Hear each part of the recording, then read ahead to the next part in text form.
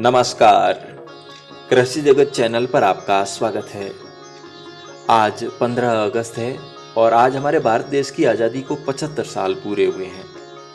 इस समय पूरा देश आज़ादी का अमृत महोत्सव मना रहा है और मेरी तरफ से आप सभी भारतवासियों को देश के 76वें स्वतंत्रता दिवस की हार्दिक शुभकामनाएं।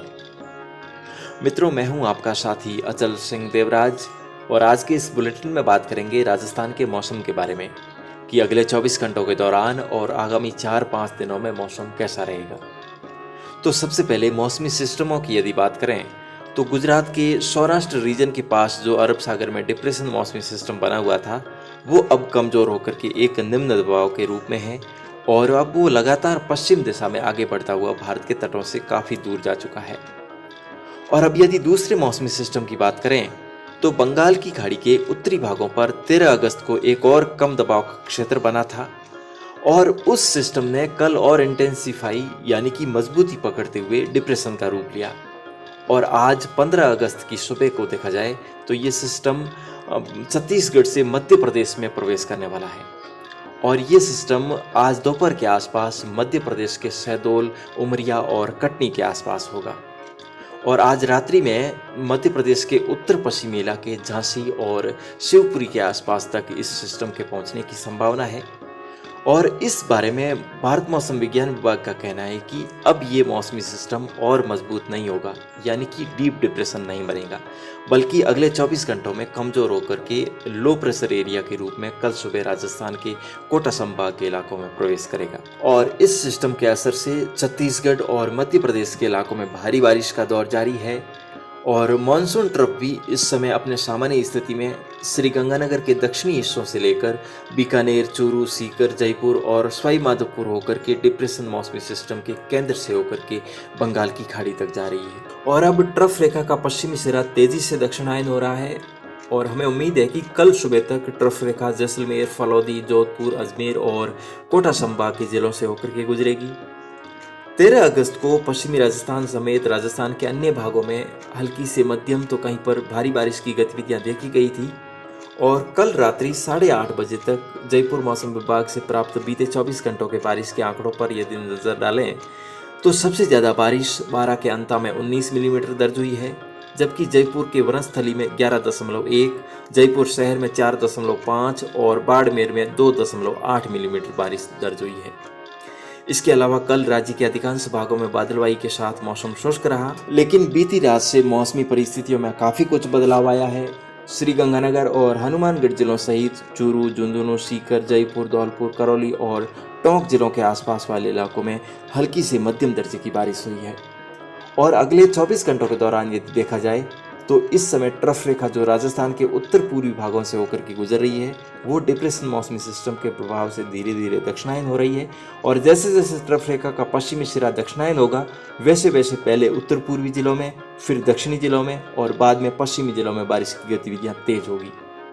तो कुल मिलाकर देखा जाए तो कल डिप्रेशन मौसमी सिस्टम कमजोर होकर के निम्न दबाव के रूप में कोटा, अजमेर और जोधपुर संभाग के जिलों से होता हुआ गुजरेगा, जो कि परसों शाम तक जोधपुर और जैसलमेर होते हुए पड़ोसी मुल्क पाकिस्तान में प्रवेश करने की संभावना है। और संभावना ये भी है कि कल शाम तक राजस्थान के लगभग हर गाँव में बारिश जरूर होगी।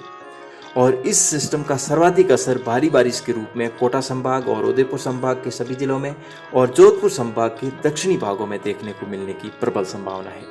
तो इस सिस्टम के प्रभाव से ज़्यादातर स्थानों पर 65 से 115 मिलीमीटर की बारिश यानी कि भारी बारिश और कहीं कहीं उससे भी ज़्यादा 200 मिलीमीटर या 200 से अधिक मिलीमीटर की बारिश भी हो सकती है। तो एक बार फिर से राजस्थान के क्षेत्रों में अतिवृष्टि होने की संभावना है। और अगले 24 घंटों के मौसम की यदि जिलेवार बात करें तो आज शाम तक उत्तर पूर्वी, मध्य पूर्वी और कुछ दक्षिणी पूर्वी जो इलाके हैं जैसे श्रीगंगानगर, हनुमानगढ़, बीकानेर, नागौर, चूरू, झुंझुनू, सीकर, अलवर, भरतपुर, जयपुर, दौसा, करौली, टोंक, सवाई माधोपुर, कोटा, बूंदी, बारां और झालावाड़ के अलावा चित्तौड़गढ़, प्रतापगढ़, उदयपुर, राजसमंद, भीलवाड़ा, अजमेर, पाली और कुछ जोधपुर के इलाकों में भी बारिश की गतिविधियां अच्छी होने की संभावना है।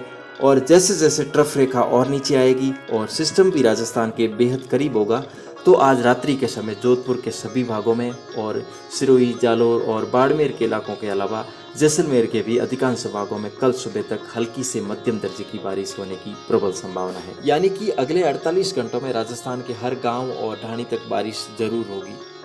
और जहां से कमेंट्स के माध्यम से शिकायतें आ रही थी कि हमारे अभी तक नदी नाले नहीं चले हैं, वहां पर भी अब इंद्रदेव जमकर बरसेंगे और खेत पानी से लबालब हो सकते हैं और कई जगहों पर तो ये भी हो सकता है कि नए रिकॉर्ड भी बन सकते हैं। और ज्योतिष के अनुसार देखा जाए तो अभी आश्लेषा का वाह्य चल रहा है, जो कि 17 अगस्त सुबह 7:21 तक रहेगा। और इस बार आषाढ़ माह में 5 बुधवार, श्रावण में 5 गुरुवार और अब भाद्रपद माह में 5 शुक्रवार है। और इन शुभ वारों की अधिकता के प्रभाव से भाद्रपद माह में भी अच्छी बारिश होगी। अभी आश्लेषा वाह्य चल रहा है, तो आप सभी बुलेटिन देखने वाले दर्शकों से मेरी यही अपील है कि अगले 2 दिनों तक बारिश के पानी में बिल्कुल भी न भीगे, क्योंकि इससे जुकाम, बुखार और भी कई तरह की मौसमी बीमारियों के लगने का खतरा बना रहता है। और 17 अगस्त बुधवार से मघा नक्षत्र में सूर्य प्रवेश करेगा तो मघा वाह्य लगेगा। और मघा वाह्य में बारिश तो होती है, लेकिन खंड वर्षा का दौर अधिक होता है। तो आगामी 3-4 दिनों तक मानसून विशेष रूप से सक्रिय रहेगा। उसके बाद में 20, 24 और 28 अगस्त को भी मानसून की सक्रियता के योग हैं। और 30 अगस्त को जब बुध ग्रह हस्त नक्षत्र में प्रवेश करेगा तो उस समय एक बार फिर सर्वत्र वर्षा का योग है। और सितंबर में भी 2, 3, 4, 9 और 10 तारीख को पश्चिमी भारत में कहीं कहीं खंड वर्षा के योग हैं। और आगे चंद्रमा और मंगल ग्रह जब वृषभ राशि में एक साथ होंगे तो 16 सितंबर को ये योग मानसून की विदाई करेगा। और आगे मौसम में जो भी बदलाव होगा, जिसकी जानकारी आपको समय समय पर इस चैनल के माध्यम से निरंतर मिलती रहेगी। और हर घंटे की ताज़ा मौसम की जानकारी आपको कृषि जगत चैनल के कम्युनिटी टैब से लिखित रूप में मिलती रहेगी। लेकिन आज के लिए बस इतना ही। अगले अंक में आपसे फिर से होगी मुलाकात। आप कमेंट करके अपने गांव के मौसम और फसलों के हालचाल जरूर बताइएगा। फिर मिलेंगे। जय हिंद।